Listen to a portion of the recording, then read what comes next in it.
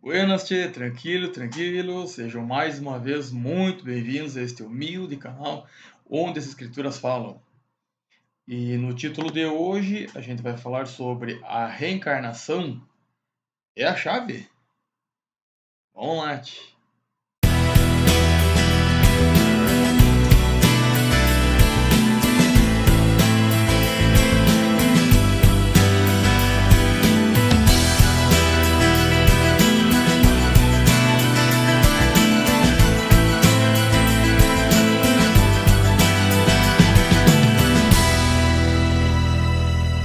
Então sejam mais uma vez muito bem-vindos. O meu nome é Gustavo. E no vídeo passado, no confronto doutrinário passado, de título A Salvação pela Prática de Boas Obras, os Espíritos nos ensinam que fora da caridade não há salvação. Bem, tchê, falando agora biblicamente, não é bem assim que funciona, Tati. O Messias nos instruiu que em Mateus capítulo 25, versículo 40 diz o seguinte: quando o fizestes a um destes meus pequeninos, a mim o fizeste. Então, esta é a significação da caridade, porque o cristão ama a Deus no próximo. Então, quando ele faz a caridade, ele está fazendo para Deus. Então, se alguém estiver fazendo caridade pensando que salva, desculpa-te, mas está equivocado e está contrariando as escrituras. Tati? Então agora a gente vai falar sobre reencarnação é a chave? É isso aí. Então vamos lá, tio. Vamos então falar sobre o livro de Allan Kardec,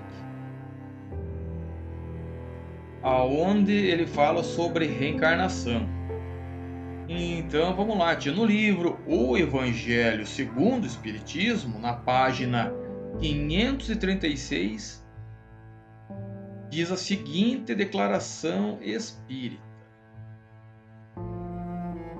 De título objetivo desta obra. Muitos pontos do Evangelho, então aqui ele está atacando, aqui, Tati, a Bíblia. Muitos pontos do Evangelho, da Bíblia e dos escritos sagrados em geral são ininteligíveis. Muitos mesmo se afiguram irracionais por falta de uma chave, para se lhes conhecer o verdadeiro sentido. Ora, essa chave se acha inteiramente no Espiritismo. Conforme disso, já se convenceram aqueles que o estudam seriamente e que melhor o reconhecerão mais tarde. Então tá aí, na página 536, no livro O Evangelho segundo o Espiritismo, tá aí a seguinte declaração espírita. Então a gente vê aí que ele ataca as escrituras.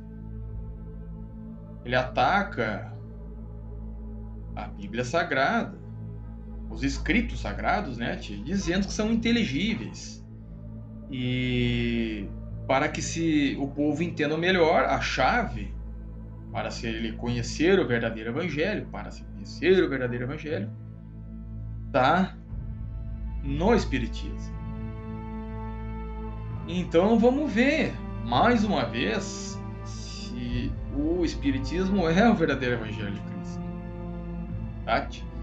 Então é o seguinte, vamos lá então em João capítulo 9, versículo 2.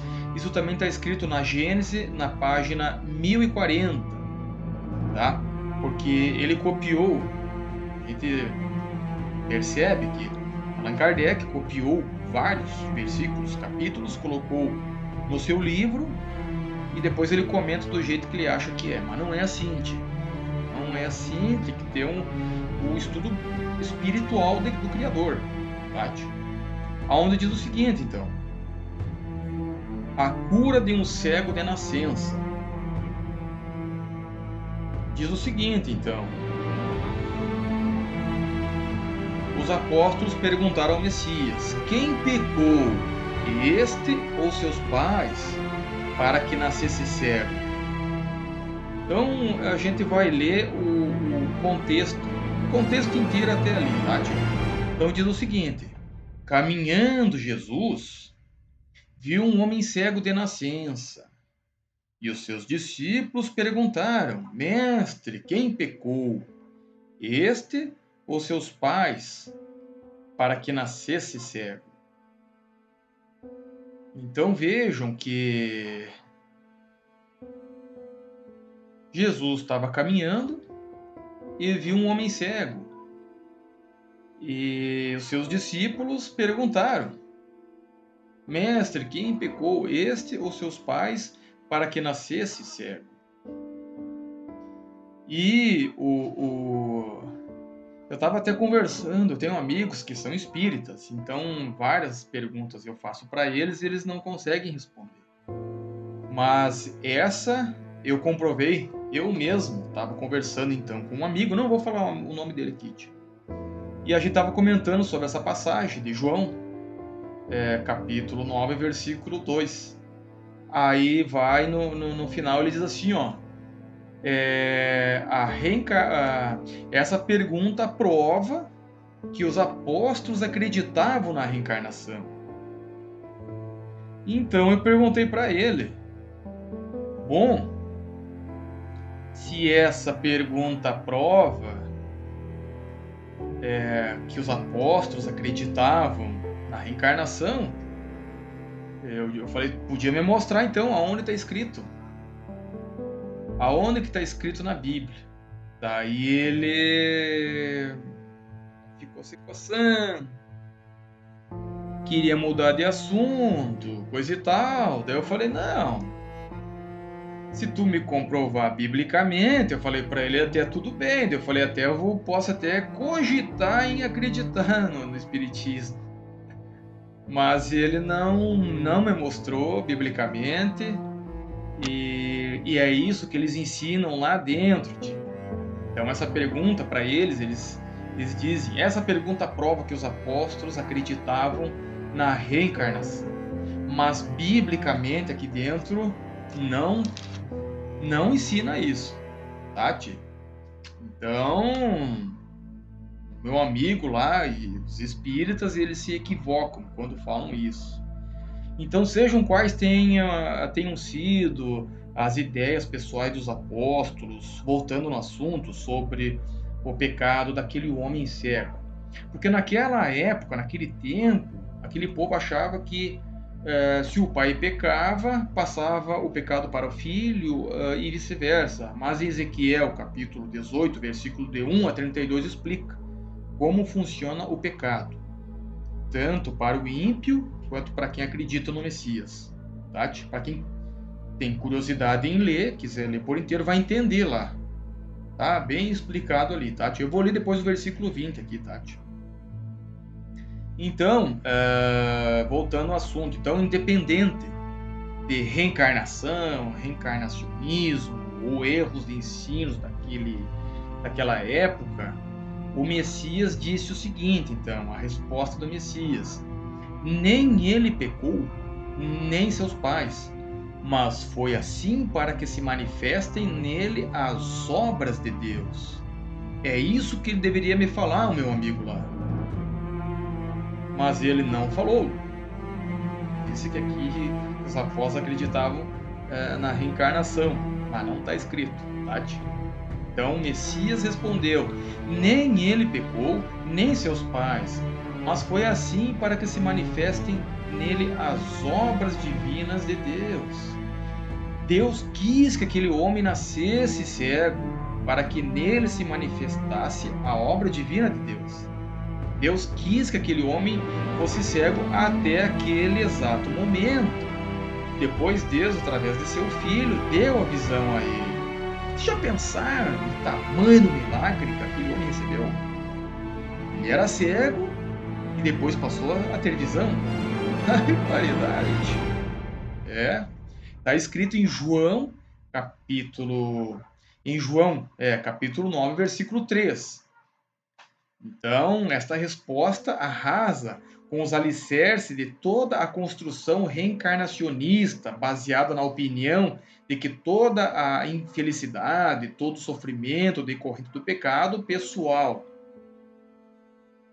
existe, que lá dentro, eu digo lá no Espiritismo, porque quando a pessoa sofre, quando a pessoa comete pecado, na visão deles, tem que reencarnar para começar a ser uma pessoa, eles ensinam, 100% sem pecado. Mas não é assim que funciona. Há contrariedades e sofrimento que Deus envia simplesmente para que sejam manifestadas as suas obras. É assim que funciona nas Escrituras. Ele até manda para que se manifestem as suas obras nele, para que as pessoas passem a crer mais nele. Então aqui está o capítulo de João 9, versículo 3. Nem ele pecou, nem seus pais, mas foi para que se manifestem nele as obras de Deus.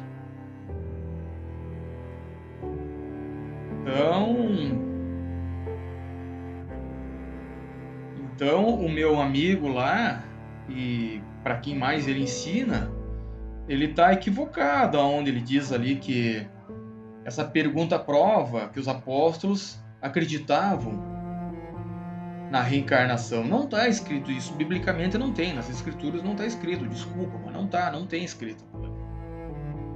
Aquilo ali é um erro grave de informação mesmo, tá, tchê? Então, eu vou ler agora aqui o livro de Ezequiel, capítulo 18, versículo 20, onde diz o seguinte, aquele que pecar é que morrerá.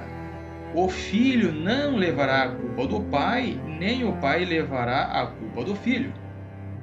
A justiça do justo lhe será acreditada e a impiedade do ímpio lhe será cobrada.